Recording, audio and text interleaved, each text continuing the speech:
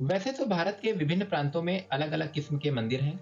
उन मंदिरों की अलग-अलग कहानियाँ भी हैं। लेकिन आज हम जिस मंदिर के बारे में बताने जा रहे हैं, वो सदियों से आकर्षण का केंद्र रहा है। साथ ही भारत की विशाल सांस्कृतिक विचारधारा का जीता-जागता सबूत है। इस वीडियो में हम बात करने वाले हैं ऐसे मंदिर की, जिस मंदिर में दीवारों पर कामुक चित्रकारी और दृश्य दिखाए गए हैं, जिसे देखकर आपके मन में एक अलग ही विचार उत्पन्न होगा। तो आइए इस मंदिर में जो कामुक मूर्तियां हैं, इन्हीं मूर्तियों पे करने वाले हैं बात मिस्टीरियस सुजीत के साथ।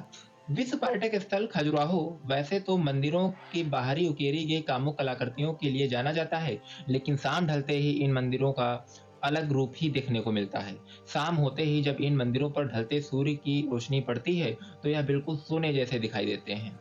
इस अद्भुत मंदिर का निर्माण 900 से लेकर 1330 ईस्वी के बीच चंदेल राजाओं ने कराया था। हालांकि मंदिर निर्माण के पीछे कई इतिहासकारों का अलग-अलग मत है, लेकिन मंदिर के बाहर कामुक कलाकृतियों काम, कला एवं मोक्ष को दर्शाती हैं। बताया जाता है चंदेल वंश के राजाओं के शासनकाल में खजुराहो में तांत्रिक समुदायों के लोग योग और भोग दोनों को ही मोक्ष का साधन माना करते थे।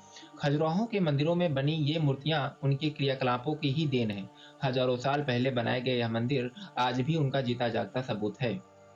मान्यताएं तो ये भी है कि एक बार राजपुरोहित हेमराज की बेटी हेमवती शाम के समय झील में स्नान करने पहुंची। उस समय चंद्रदेव की स्नान करती अति सुंदर हेमवती को देखा, तो चंद्रदेव पर उनके प्रेम की धुन सवार हो गई। उसी क्षण चंद्रदेव अति सुंदर हेमवती के सामने प्रकट हुए और उनसे विवाह का निवेदन किया। कहा जाता है कि उनके मधुर संयोग से एक पुत्र का जन्म हुआ और उसी पुत्र ने चंदेल वंश की स्थापना की।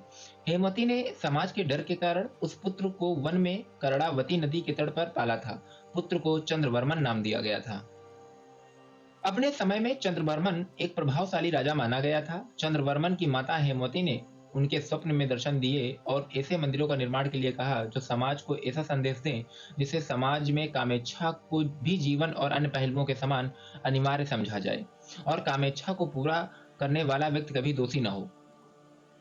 खजुराहो में वे सभी मैथुनी मूर्तियां अंकित की गई हैं जो प्राचीन काल का मानव उन्मुक्त होकर करता था, जिसे न ईश्वर का और न धर्मों की नैतिकता का डर था। हालांकि रख रखाव के अभाव में एक ओर जहां ये मूर्तियां नष्ट हो रही हैं, वहीं लगातार इन धरोहरों से मूर्तियों की चोरी की खबरें भी लगातार सुनने को मिलती हैं। अधिकतर धर्मों ने शख्स का विरोध कर इसका तिरस्कार ही किया है, जिसके चलते इसे अनैतिक और धर्म विरुद्ध कृत्य माना जाता है। धर्म, राज्य और समाज ने स्त्री और पुरुष के बीच के संपर्क को हर तरह से नियंत्रित और सीमित करने का अधिकतर प्रयास किया है। खजुराहो के बारे में सबसे महत्वपूर्ण बात यह है कि काम कला के आसनों में दर्शाए गए स्त्री पुरुष के चेहरे पर एक अलौकिक और दैवी आनंद की आभा झलकती है। इससे जरा भी अश्लीलता या भोंडेपन का आभास नहीं होता है। ये मंदिर और इनकी मूर्ति शिल्प भारतीय स्थापत्य और कला का अमूल्य धरोहर है। इन मंदिरों की इस भव्यता, सुंदरता और प्राचीनता को देखते हुए इसे विश्व धरोहर में शामिल किया गया है। कामसूत्र में वर्णित अष्टमैथुन का सजीव चित्रण खजुराहो के सभी मंदिरों की दीवारों पर जीवंत होना हुआ दिखाई देता है। 22 मंदिरों में से एक कानरिया महादेव का मंदिर काम शिक्षा के लिए मशहूर है। संभवतः कंदरा के समान प्रतीत होते हुए इसके प्रवेश द्वार के कारण इसका नाम कंदारिया महादेव पड़ा। यह खजुराहो का सबसे विशाल तथा विकसित शैली का मंदिर है। 117 फुट ऊंचा, लगभग इतना ही लंबा, 66 फुट चौड़ा यह मंदिर सप्तरथ शैली में बना है। हालांकि इसके चारों ओर उपमंदिर सदियों से पूर्व अपना अस्तित्व खो चुके हैं। विशालतम मंदिर की बाह्य दीवारों पर कुल 646 मूर्तियां हैं, तो अंदर भी 226 मूर्तियां स्थित हैं। इन मूर्तियां शायद अन्य किसी मंदिर में नहीं है। यह मंदिर भगवान शिव को समर्पित है। मंदिर की बनावट और अलंकरण भी अत्यंत वैभवशाली है। कांदरिया महादेव मंदिर का प्रवेश द्वार 9 शाखाओं से युक्त है, जिन पर कमल, पुष्प, नृत्य मग्न अप्सराएं तथा व्याल आदि बने हैं। शरदल पर शिव की 4 मुखी प्रतिमा बनी है।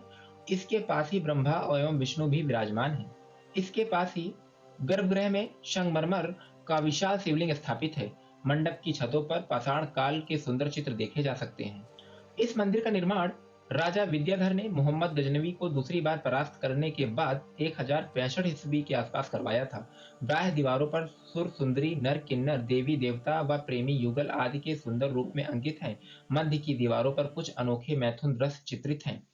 एक स्थान के ऊपर से नीचे की ओर एक क्रम में बनी 3 मूर्तियां कामसूत्र में वर्णित एक सिद्धांत की अनुकृति कही जाती हैं। इसमें मैथुन क्रिया के आरंभ में आलिंगन व चुंबन के जरिए पूर्ण उत्तेजना प्राप्त करने का महत्व दर्शाया गया है। एक अन्य दृश्य में एक पुरुष शीर्षासन की मुद्रा में 3 स्त्रियों के साथ रतिरज नजर होता हुआ नजर आता है। ऐसे ही बहुत सारी मूर्तियाँ यहाँ पर हैं जो आपको देखने को मिल जाएँगी और तरह-तरह के यहाँ पर कह सकते हैं कि पोज़ीशंस एंड अदर जो है, जो भी चीज़ें होती हैं, यहाँ पर आपको कई सारी चीज़ें देखने को मिलने वाली हैं। तो अगर आप मध्यपुर के छतरपुर जाते हैं, तो आप इस मंदिर को देखना बिल्कुल ना भूलें। आप यहाँ पर जाइए, यहाँ पर आपको अलग ही एक उमंग और अलग ही सोच आपके दिमाग में विकसित हो जाएगी। विश्व धरोहर के रूप में घोषित इस मंदिर की मूर्तियों के अलावा मंदिर के निर्माण में इस्तेमाल किए गए पत्थरों के लिए भी विख्यात है। यहाँ ज्यादातर मंदिर बलुआ पत्थर एवं ग्रेनाइट से बने हुए हैं। इन पत्थरों की खासियत है कि जैसे ही ये शाम के समय सूरज की मंद रोशनी पड़ती है, ये सोने की तरह चमक उठते हैं। तो इसी के साथ यह वीडियो समाप्त करते हैं। आपको इस वीडियो के बारे में और इस मंदिर के बारे में क्या ख्याल है, आप हमें कमेंट करके बताइएगा। तो चलिए, आशा करते हैं वीडियो आपको पसंद आया होगा। वीडियो को शेयर करना बिल्कुल ना भूलें। धन्यवाद।